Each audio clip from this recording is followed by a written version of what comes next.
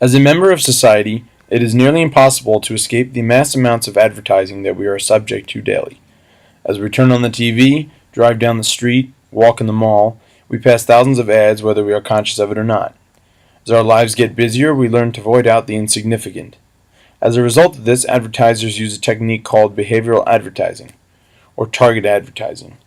The idea is that if a specific group, ethnicity, gender, age tends to watch a particular television show, then why not advertise specifically to that group? This deals a lot with gender.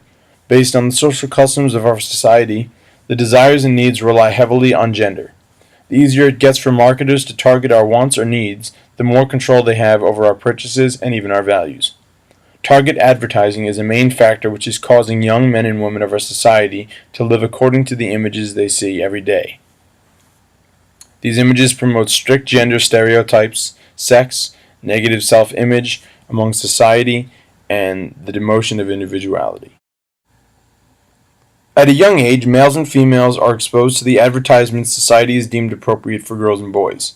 If a girl is watching Dora the Explorer and she sees an advertisement for a battery-powered Jeep, I can guess that it will most likely be pink. The same goes for a boy watching Bob the Builder.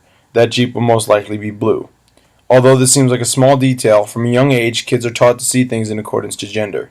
After a child sees and separates things based on gender, their wants and interests are easier to target and generalize for advertisers' use. Target advertisers tend to these interests and market products according to the gender audience. Although it is at such a young age, it is when people are most impressionable.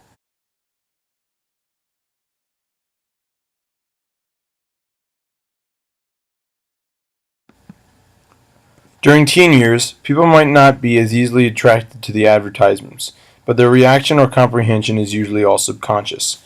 It is at this age when high school occurs. It is a time of change, and with that comes understanding of self and becoming an individual. It should be this way, but what happens to a great deal of teenagers is they are affected by the greater public.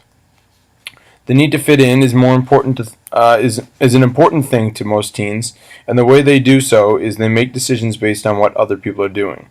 Advertisements are one of the most prevalent and publicized forms of the status quo. For teens, it is hard to avoid the exposure of these images.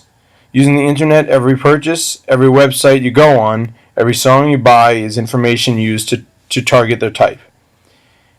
When they go on Facebook, advertisements will appear in the corner that appeal to their type.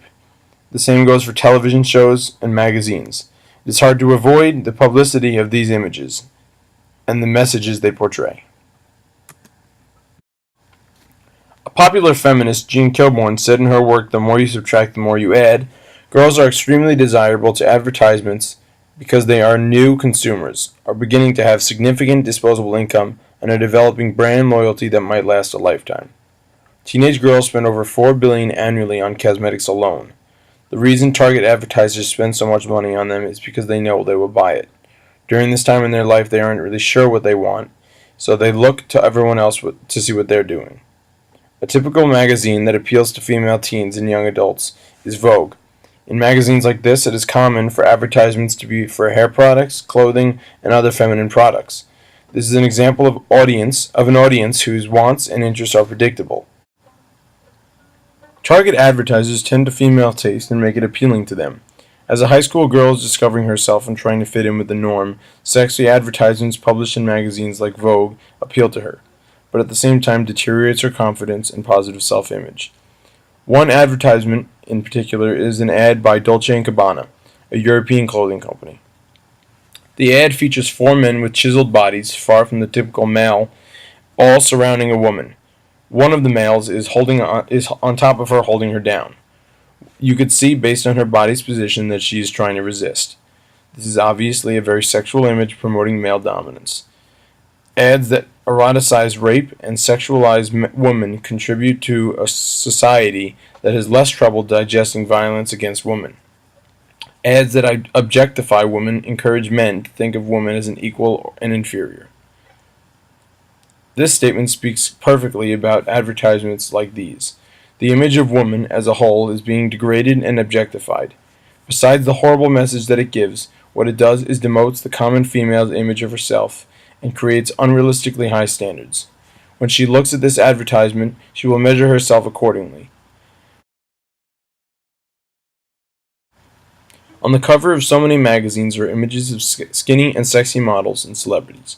Most of them are stripped down to nothing, revealing their stomachs, legs, and breasts, which are three insecurities in most women. While these celebrities are flaunting their breasts, female individuals in our society become more critical about their bodies. The worst part is that these images are almost always photoshopped to make them more appealing. So not only do they show these altered images, but they create standards that are nearly impossible to achieve. According to ANAD.org, 25% of college-aged females engage in anorexic or bulimic practices as a means of dieting. As a result, nearly 50% of these meet the criteria for depression.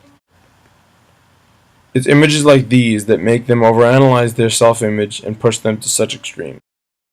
Women aren't the only ones targeted by marketing. Men are also targeted through other means as well as magazines. Many television shows that have a largely male audience make for male-dominated advertisement during commercials. For example, during the Super Bowl, about 60% of the 110 million people watching are men. Advertisements usually portray men with a rugged, fit, very masculine figure. Usually has nothing to do with the product itself. It is simply a way for the male population to relate to the user of the product that is featured. The way they portray men is much more exaggerated and wrongly depicted. A very popular advertisement is the Old Spice ad with the black man on a horse. He is supposed to represent the dream man for a woman, but it is anything but typical of a man in American society. Although the ad is exaggerated and intended to be funny, at the same time his chiseled body and his manliness is to make men doubt their own masculinity and question whether they are manly without it. The power marketers have over the population is undeniable. It is clear that through the use of advertising they have the ability to directly manipulate our desires through means of images and idealism. Their use of these ads can make us feel weak and inadequate, yet they are still able to sell their product. Target advertising proves to be just a more gender and age-appropriate form of ad, making it easier to communicate with the consumers. The form of advertising further pushes the social pattern of strict gender roles, stereotyping, and sexual erotica. The effect it has on our public self-esteem and individuality is degrading. The messages and emotions advertisements like these evoke need to become more positive and less about putting down our society.